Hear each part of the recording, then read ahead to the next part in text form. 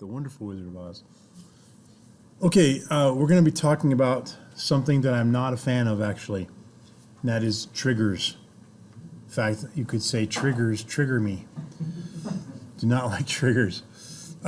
So here's what a trigger does conceptually. You do something in table A, and something happens in table B automatically. Okay? So we're going to actually create one, and there are good use cases for them, but I tend to like doing those myself in the code, okay? Not in the actual database backend. All right, so as I was mentioning, I like to do this kind of thing in the code myself rather than doing it in the database, but we're going to do it in the database. The reason I prefer doing it in the code is the last thing I want is somebody going into the command line and they look in a table or they update a table and it changes some other table. Whereas if it's in the code, then I've got control over who's doing what in the code. So that's okay though. We're going to go ahead and create one, and we're going to create a trigger that is going to. So imagine that you have in our items table, every time somebody adds a new item, we want to track who added it, what time they added it, and what product they added. Now you could just add these extra fields to the item table, right? Arguably. I would argue though that it probably violates one of the rules of normal form. I don't know which one off the top of my head. I'd have to think through it, but it probably violates that. But even if it didn't, I don't want to have to change the table structure to be able to track something like that. So what we're going to do is create another table that's called item history, okay? And we're going to make a trigger that says anytime you add a record to the item table, it's going to update the item history table.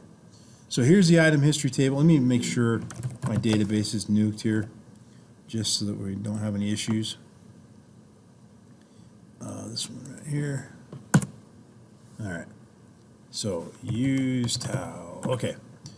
So here we go. I'm going to create just a regular table here called create table called item history, and it's going to track the date stamp. So we're going to put a date added field called with the date type, and it's going to have the user, which will just be a char 50, and then it's going to be the product name, the item name, which if I'm not mistaken, the items in the item table, the item num is 4 characters. Is that right? That seem right? Yeah. Okay, so we'll call it item num or product num or whatever, right? Item num char 4. Okay, so there's the table. Super simple. Describe item history. Okay, so now I have this table. It's empty, obviously. What I want to happen is a trigger that when I add an item to the item table, this table also gets populated with the name of the person who did it, the time they did it, and what product they added. That's the trigger. So in order to create this trigger, there's a couple things we have to understand. First of all, we're going to create the trigger where we write some code, and within the code will be some SQL queries. Okay? Now the problem with that is that what do SQL queries end with? Or SQL commands? They end with semicolons, right? Well, this whole command we're going to write also ends with a semicolon. So let me give you a little visual here of kind of what I'm talking about. So we're going to write some, we'll call it non-SQL commands. That's probably not the best way to describe it. Commands, right? This is the trigger stuff, the trigger command or whatever. And then inside of that, we're going to have some SQL commands, which end with semicolons. And then we're going to have another SQL command, maybe, or not, right? That ends with a semicolon. And then we're going to end the trigger stuff. And that has to end with a semicolon. Okay, does that make sense? Now, none of that's real code, obviously, but conceptually, that's what's happening there. So, the problem is, when I type this part of the code right here, what's going to happen? I think it's a full command it's going to think I'm done and it's going to stop, right? So we have to work around that. Well, there's a really clever way you can do that. This thing right here is called a delimiter. Okay? The semicolon is a delimiter. It's what delimits one record or one command or one something from some other something. So we can change the delimiter. Okay? So here's what we're going to do. The way you change the delimiter is you type the word delimiter, space, and then whatever you want the new delimiter to be. So in other words, I'm going to use $2, okay? That's it. That's the command. When I run that, now all commands will terminate with a double $, not a semicolon. Okay? So I'm going to run that, right? And then that's it. Don't put a semicolon there, because then the new delimiter becomes $, semicolon, right? So we're just going to use double $. Now, if we go back to this text file, what I can do now on line 4, my fake line of code here, is end it like that, right? So this will be the starting of the trigger commands, which we'll look at in a minute, then some SQL commands that are what will run when the trigger runs, and then I'll end the trigger stuff, and this now says, hey, we're done, because my delimiter is no longer a semicolon. So it will not stop here, it'll stop here, because I just said from now on end all commands with a double $. All right? So does that basic idea make sense?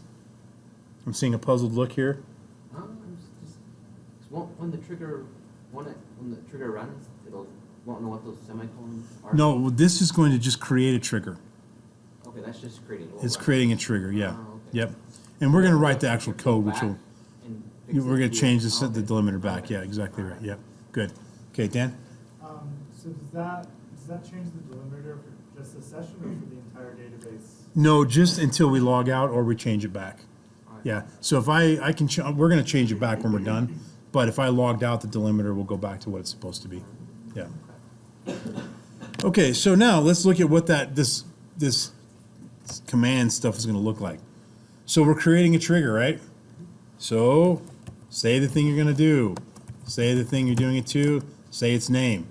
And I'm going to call mine item history trigger or whatever. Call it whatever you want. You don't have to have the word trigger in there. Call it anything you want, okay? Create a trigger called item history. And now, what am I creating the trigger on? In the items table? Yes, I'm creating it on the items table, okay? But we have to stop and think about when it's going to run. And I want to run it before they do an insert. So anytime there's an insert, I want to run this trigger. So create a trigger called item history before insert. Before insert on the item table, to be more specific. So I'm saying create a trigger called item history trigger before the insert on the item table. Anytime there's going to be an insert on the item table, we're going to run this trigger that we're about to create. Now, some of you may be aware of when you write an insert statement, you can do multiple rows on your insert statement. So you may be inserting multiple rows here. I haven't taught you that syntax, and I won't, but some of you have come across it on your own, okay? So you could insert multiple rows, so we have to account for that in our trigger. And so the last piece of this opening part of creating a trigger is for each row. That's the command, that's the little key phrase we want to remember. So let's reread this here. Create a trigger called item history trigger, right? We know that part. Say the thing you're going to do, say the thing you're doing it to, say its name. Create trigger called item history. Now, some details about the trigger. It's going to happen before we do an insert on the item table for each row. So every row that's inserted, we're going to run the trigger, which is the next part of the code we're going to write. Okay? So conceptually, we understand what's happening here. We're starting to create this trigger. I'm going to hit return so I have a little bit more space here in a second. Now, the next thing is we're going to use the keyword begin. And eventually we're going to use the keyword end. Between the begin and the end will be the actual trigger code. Okay? So we're beginning the trigger. We'll put a new line. What do I want to happen when somebody inserts on the item table? Question? No, okay. What do I want to happen when somebody inserts on the item table? Create an entry on the item history table. Yeah, I want to insert into the item history table, right? So that's exactly the command I'm going to write. Insert into item history table the following values. Now this is where it gets tricky. Okay, I'm going to be inserting a date, the username, and the item number. Well, what date do I put right there? Today's Now, If I put today's date, what if they do the entry tomorrow? Well, I mean, So what? How do I Now, capture? yeah. Yeah, how do I capture this moment in time? We're doing a timestamp, and I think I heard it over here. Now is a function. It's a MySQL function called now that gives you an actual timestamp of right this minute. Okay. All right, so that's good. We're going to insert whatever the time is, the date and time, and actually we're going to just get the date because I made it a date type. I didn't make it a time type, so we're just going to end up getting the date out of it. But that'll still work. Next up, I want to put the user in there. Well, I don't know who the user is, right? Who am I? That's a Linux thing. So I don't know who the user is. So how do I get the user? called user? The my current user. Yeah, there's a function called current user. Current user, like that.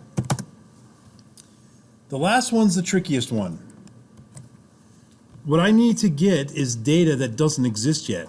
Right now exists. It's just it's a moment in time. Current user is whoever is logged in doing this, running this, right? But what I need to know is what they actually added to that table.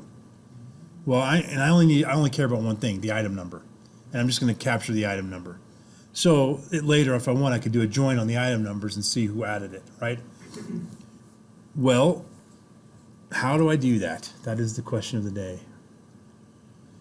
So here's what happens. When an insert is created, when a command is created, or a record, I should say, when a record's created, it is in the form of an object. And an object is just a thing. Literally, it's just a thing. It's a something. It's a blob, okay? For those who have a programming background, it's what you think it is when you think of an object, okay? So there's two objects that we have access to. One's called new, one's called old. The new one is the new record that's being created. Old is in a case where you're maybe doing a delete, you're deleting a record, and you wanted to access the record that you just deleted. It would be the old object, okay? We're just going to do the new one though, and it looks like this. New, and this new object is the entire record that they're inserting, right? They're going to insert the number, the description, the price, how many are on hand, all this stuff, right? Well, new dot, whatever field I want, and I want the item number field. I could say new dot description, new dot whatever, okay? So we've done this before, right? We've done, rep.repnum or customer.repnum or item.itemnum. Well, this, rather than referring to the table itself, we're referring to just that record. And that record is new. That's the object, okay? So that's the command I want to run every time somebody inserts into the item table.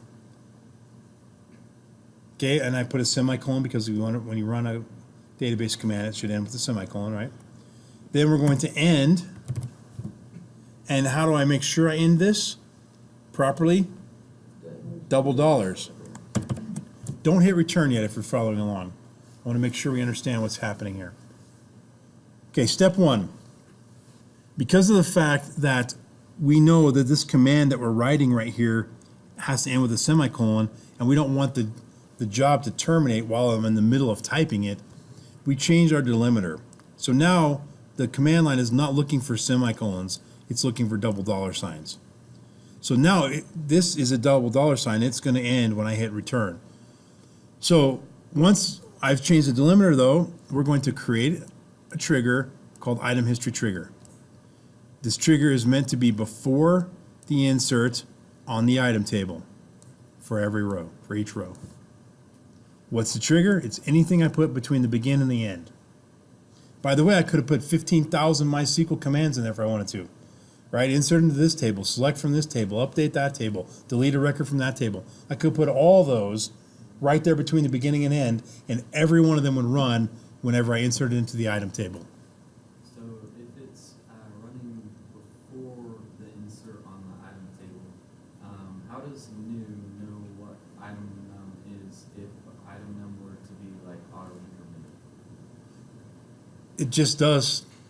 That's just Just the way that- that's just the way the syntax works. Yeah, that's just the way they do it. Yep. Yeah. All right. And so, to be honest, with an auto increment, so let me restate the question for the video. The question was, if this is running before the insert, how does it know what the auto incremented value would be? How does new know it? And the answer is, if it's auto increment, it may not. You may have to do it after insert, right? Maybe. That's a good question. We could maybe test it out in a few minutes. So I'm not 100% sure on that one. Okay, but for now, since it's not auto incremented, we're fine with this. So here's the insert statement we're going to run. We're going to get the time, the user, and the item number of the new item. And then we're going to end it. We hit return, trigger created. Okay, now let's change our delimiter back before we run into any problems or run any other queries that we might regret not having a semicolon. So delimiter, semicolon. Just like that, delimiter space semicolon. Now semicolons are the thing again, all right? So let's take a look here. I'm gonna do a select star from the item history table. Nothing there, obviously. Let's do a select star from item. And we're gonna insert into the item table real quick. So when I insert into the item table, this trigger will fire. So here we go. Insert into item values. We'll do BB8 and droid. Oops. Oh man. I'll keep going. Sorry about that. I accidentally hit enter. And there are 8 of them on hand, and it's a toy, and it's in Storehouse 3, and it's $9.99. There we go. That's it. So I'm inserting into the item table, right? When I do that, the trigger should fire. Okay, so now let's just make sure that BB8, oh, what the heck? That is wonky. You had a greater than symbol? I did? No, that's not, that's the prompt. That's the MySQL prompt. Oh, okay. I accidentally hit enter, and so I think that just screwed up the, yeah, I'm gonna redo that, sorry. Delete from item where item num is BB8. So make sure I really deleted it. Yay. All right, let's try that again. Droid, comma, on hand 3, category toy, Storehouse 1, price $20. There we go. Okay, so we inserted it. Now, guess what though? We have 2 records that trigger fired twice, right? So if I look inside of that table, select star from item history, with 2 records there, and it shows the date that it was added. And in hindsight, I probably should have done a date time instead of just a date, but that's fine. So, but it shows who did it. It was the user called root, and it was the item number BB08. All right. So does everybody understand conceptually what we just did there? I don't expect that you've mastered the syntax, but conceptually, we're able to follow along. And does this make this little bit here make some sense? Okay. All right. Any questions? All right. So now we're going to get out of the command line. I just wanted to show you the trigger in the command line so that you kind of understand what it looks like when we're about to make one in WorkBench, right? So go ahead and open up Workbench if you're following along. If I'm not mistaken, we're all now connected to it. Should be good. So I'm going to go in here. And we're going to take a look at a few things, all right? And we'll get back to the triggers in just a minute. But go ahead and close everything up first on these little buttons on the right up here. Okay? And get rid of that. Close that. Don't save. And I'm going to start a new one there. All right. So we're in a blank query editor here right now. And again, just to prove the point, let me get out of the command line here. And if I say use tal, insert into item values, and we'll say R2D2, the original droid.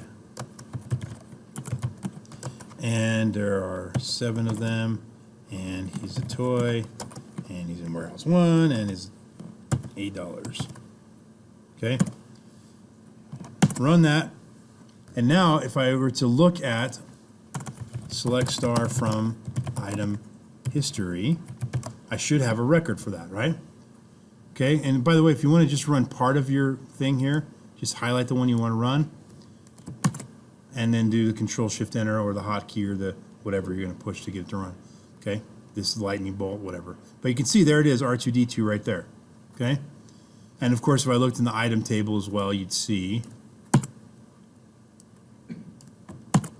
that the original droid.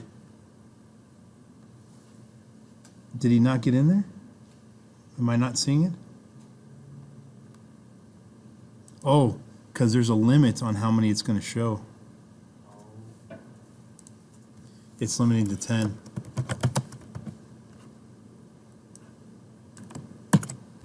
There we go. Is that a workbench thing? It's built, yeah, the default. There's a way to change it. I can't remember where it's at, but there's a way to change that. So there you go, original droid right there. Okay. All right. So we feeling okay there? Okay.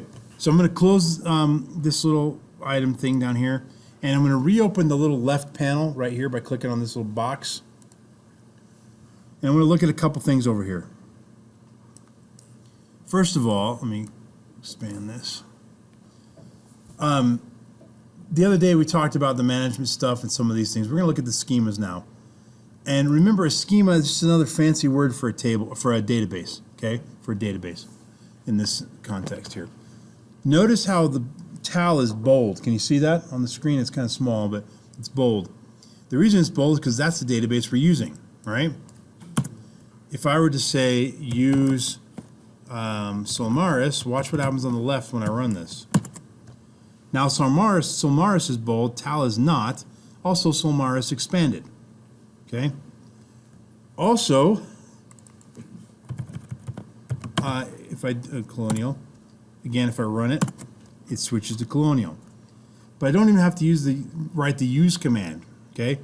If I just double click on tal, now I'm using tal, and it's bold, and you can see that. So let's take a look also on the left here. Not only can we just decide which database we're in by double clicking on it, but if you hover over any given table here, you'll see that little menu pop up there. Do you see that on the right? Everybody see what I'm talking about? Right here, these little guys. So if I hover over, say, customer, I go over to the right, and I can click on this first one here. That just gives me information about the customer table. How many records? How many columns? How many records? The average row length, the data length, a whole bunch of other stuff that we don't really care about at the moment, but it's information that is useful, okay? So we'll close that one out. Also, if I hover over it and I go to the middle one, this lets me edit it. Now I can just edit the table structure right here. No alter commands, no modify, none of that stuff. I can just change this. Oh, now that's not the primary key. Oops, right? Just by pointing and clicking. So I can say this is PK is primary key. NN stands for not null. UQ is unique index. B is binary column, which would be a case where you wanted to just have a Boolean value like true or false or something. Then we have UN, which is unsigned data type. And a lot of these we haven't even covered, and don't worry too much about it. AI is auto increment. Okay. Also down here you will see indexes, foreign keys, triggers, partitioning, and options. Let's click on indexes. You will see there are no indexes here. Foreign keys, we don't have any actual foreign keys that we've made that are officially being constrained. Triggers. You'll notice here that my trigger is not showing up. Some of you it will show up, some of you will not. I'm not 100% sure what the deal is with that. But the trigger still exists, but for some reason WorkBench can't see it. Normally it would be listed right here underneath the before insert. Okay? So I'm going to create another trigger on that let's go back and do it on the item table again. That's why it's not showing up there, because I wasn't in the right table. So let's go to the item table and triggers, and you still don't see it, okay? But I am in the item table now. Okay, so now I'm going to click on the plus button to create a trigger, a before insert trigger. I could do an after insert trigger, before update, after update, so forth. We're going to do a before insert. And look at what it does for you. It creates the code right here, okay? I think that's the word wrap right there, okay? So there's the code. It creates a little opening line where you're going to put your code inside of it. This whole business with the delimiter, it does it for you behind the scenes, okay? Don't worry about this create definer business, okay? Don't worry about that. So what would go in here is the actual command I want to run when the trigger runs. So you still have to type that in. So even though we're using WorkBench, you still got to type. You still have to type. You can't do point and click everything, right? Okay, so insert into item history, and we want to say now current user, and we want to do new dot item num, semicolon the end, okay? And insert values, there we go. All right, so if I apply that down here, watch what happens. It brings up this window that says that it's going to run this code. That's the code we just ran on the command line, changing the delimiter and all that.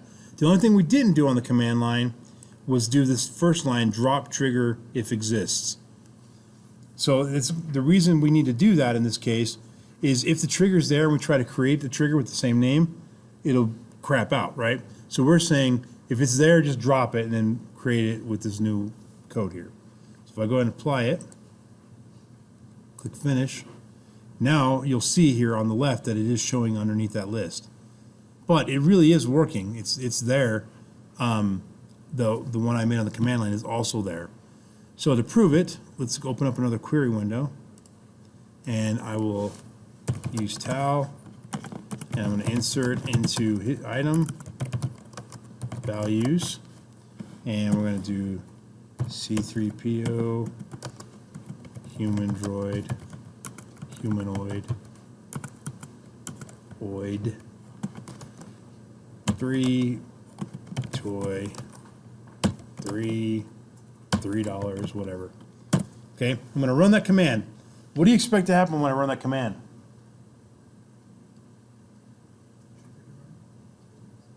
What's that? Which one? The second one, you got the first trigger, right? No, I gave it a different name. Yeah, I gave it the default name that WorkBench gave it, which did not match my name. So there are two triggers that both run. So now if I do I'll take a peek into that table, select, I'm going to do it on the command line so we can see it. Use tal, select star from item history. And you can see C3PO is in there twice because I have two triggers. Okay? All right, questions so far? Yeah. Is there a command to show the triggers? Yes. Yep. I don't remember what it is. As I was saying, the command is show triggers. Right, thank you. Yeah, that's one that I was pretty sure that was it, but I did double check. So let's get a better view of that. Show triggers / capital G. We get this view. And so we have item history trigger is the name of it. It's an insert on the item table. And here's the begin right here. It happens, what's the timing? It happens before. Okay, when was it created? All this other stuff. And then here's the second one we just use Workbench with to create. Okay? Good. Other questions? All right, let's head back to Workbench. I'm going to show you a couple other things. Where, there, right there. Okay. Also on the left here, if I hover over a particular table, we've looked at the information, the edit, which we'll look at that one more time, where I can mess with the indexes, the foreign keys, the triggers, partitioning and options. Don't worry too much about those. But also I can do this. I can go to the last one there, and it actually just shows me the records in the table. All right, so that's just a little bit more about this interface right here. The next thing we're going to look at is if we go back to the home page, right here, click this little home button in the top left, you'll see that there's, other than the toolbar at the top, there's actually 3 major pieces here. Okay, there's the one that we're on right now, which is the connections.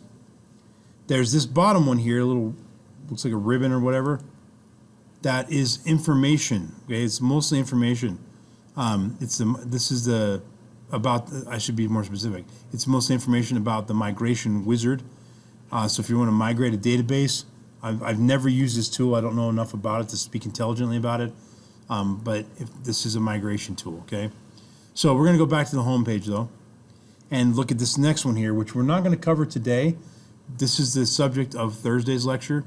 But when I click on this, this shows all models that I've made. Okay, what's a model? An entity relationship diagram. Okay, or so an ER or an EER, which stands for Enhanced Entity Relationship Diagram, or EAR. Now, this is one called a database called Sequila, which is a database. It's a sample database that I have. If I double click on this, or single click, just single click.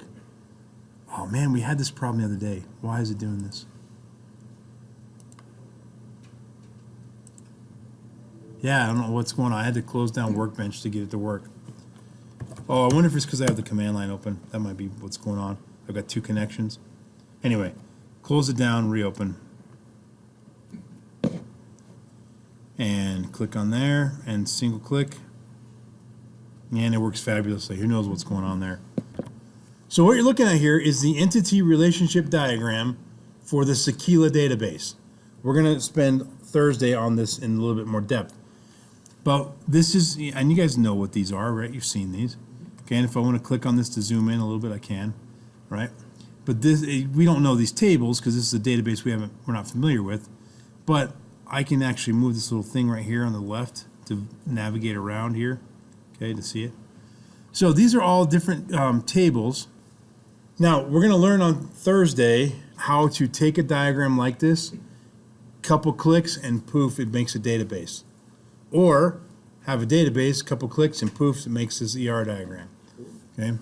So we'll look at that on Thursday. But I just want to show you these 3 pieces right here. The wizard, the entity relationships, the models, and then the actual connections. All right, checking the notes here. I think the last thing we're going to look at for today, yeah.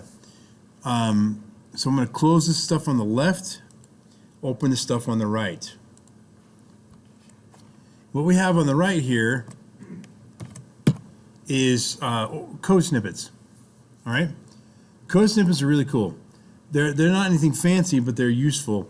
So right now, if you look on the left, on the right here, there's a little drop-down menu. And I can click on, say, database management. These are code snippets for managing databases, right? Let's go, like, for example, here's a show. Let's do one. We can do this. Show the create table syntax. Okay, so if I want to know how to create a table, this shows me the syntax. So if I right click on it and I can insert it at the cursor over here. So this is the show create table syntax. We used that the other day where it said show create table item, and it shows what that would look like if I were to write the create table for item. Okay, so now look at what's happening here. You see the little gray part that's highlighted? What do you suppose goes there? Table name. Yeah, it gives you a little hint there, right? The table name. Okay, so even if you didn't know how to use this, you could just figure out that I need to put the table name there. Now if I run that, it actually shows me the syntax right here for creating the item table. There it is. Right here. Okay. So these are code snippets that if you want to, if you need a little refresher, you can use them. So let's do this one. If I want to learn if I want to remember the select syntax. Now, I'm going to put that into the editor, and you're going to look at it and you're going to want to throw up. Okay? Because it's nasty. All right, so I'm going to right click on select syntax, insert snippet at cursor. Okay, anybody nauseous right now? See, here's all the, look at all the clauses, right? There's the select clause, the from clause, the where clause, the group by, the having, order by, limit. We've talked about a lot of these, right? There's a few extras that we haven't talked about.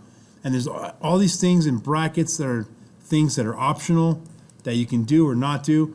This is completely, basically copied and pasted right off the SQL documentation, right? So if I were to go to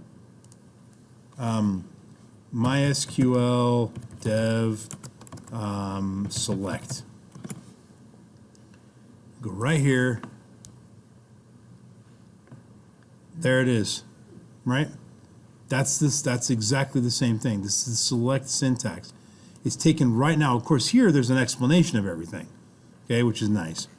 But this is taken right off of there. So maybe you've read that explanation and you remember what all of it means. You just wanted a refresher on what was that one command, right? Something like that. So this is a good tool for that. Here's the join syntax. I right click and I can insert snippet at the cursor, which will dump it into that stuff that's already there. Or I can say replace the editor content with the snippet, which will just wipe out what's there, put that in there. Okay, this is the join syntax. Lots of different things to look at there. Here's the insert syntax. Okay. All right, so there's lots of little things you can do over here, but you can also, if you wanted to, make your own snippets. And these snippets would be more like a query that you might want to store. Not so much a procedure that you would run all the time, but this, I used to do this all the time. Whenever there's this one particular table in this old database I used to work in, that in order to get any useful data out of it, you couldn't do a select star because there were like 1,000 fields. And they were all, the ones I needed were all spread out all over the place. So it was very common for me, every time I went into that table to look something up, I would just select these 5 fields and that was all. So let's just make up a table here. Select, you know, whatever, field 1, field 2, right, let me give it real names. Let's just do the customer table. Customer name and rep num. Okay, from customer. So let's just say that the customer table has 1,000 fields and I only need those 2 fields every time. Rather than having to retype this every time that I need to look in the customer data and do some manipulating in there, I'll just save this. And I can save it onto my hard drive and just open it every time, or just save it over here to my snippets. So click on my snippets and then click this little star right here. See that? Little star plus. And give it a name. And this is the, you know, minimal customer query or something like that. And there we go. Now if I close that, don't save, okay? And I right click on that, I can simply replace the content and there it is. Now every time I need to get into the database and I need to just get in that one table, I can run that. Okay, that's enough for today, guys. There's a lot of stuff, and I know some of this is dry, just watching me navigate through WorkBench.